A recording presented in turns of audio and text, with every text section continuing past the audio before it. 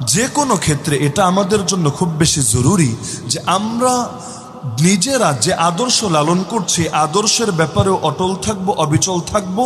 আর সমাজের যত ফিতনা আছে, যত জাহেলিয়াত আছে, একটা একটা করে দূর করব। শুধু ভ্যালেন্টাইন্স ডে বলে কথা না, যত জাহেলিয়াত আছে সব থাকবে পায়ের নিচে, আর তাওহীদ আর সুন্নাহর দ্বীনের আদর্শ থাকবে মাথার উপরে। এই দেশের অধিকাংশ মানুষ এটাই মনে প্রাণে চায়। আপনি যদি একজন একজন করে জিজ্ঞেস করেন, যাদের ব্যক্তিগত আমলে দুর্বলতা, তাদেরকেও যদি জিজ্ঞেস করেন তোমরা এটা চাও কিনা ইসলাম কায়েম হোক, ইসলাম বাস্তবায়িত হোক, কোর্ট কাচারিতে হোক, পার্লামেন্টে হোক, থানায় হোক, আইন কানুনে হোক, সংবিধানে হোক, রাজনীতি, অর্থনীতি, বিচার আচার, সভ্যতা, সংস্কৃতি, ব্যক্তি জীবন, পারিবারিক জীবন, সামাজিক জীবন, হার ক্ষেত্রে ইসলাম কায়েম হোক, অধিকাংশ মানুষ বলবে হ্যাঁ আমরা চাই। কারণ ইসলামের চাইতে উত্তম কিছু হয় না। ইসলাম দিয়েছেন আল্লাহ, বাকি ধর্ম আর মতবাদ এগুলো আল্লাহর দেওয়া না। কোনোটা অতীতে দিয়েছিলেন কিন্তু লোকে বিকৃত করেছে, আর কোনোটা আল্লাহ দেনই নাই, মানুষ নিজেরা বানিয়ে নিয়েছে।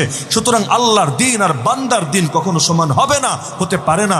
ইসলাম কখনো ঠকায় না, ইসলাম দুর্নীতি করে না, ইসলাম জুলুম করে না, ইসলাম কখনো নারীর প্রতি বৈষম্য করে না। সুতরাং ইসলামের চাইতে বেটার অপশন হতেই পারে না।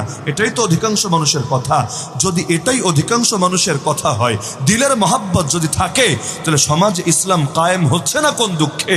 এর পেছনেই বড় একটা বাধা। আমাদের শক্তিগুলো বিক্ষিপ্ত আছে। মৌলিক একটা লক্ষ্যকে সামনে রেখে আমরা প্রেসার ক্রিয়েট করতে পারছি না ক্ষমতাসীনদের উপর।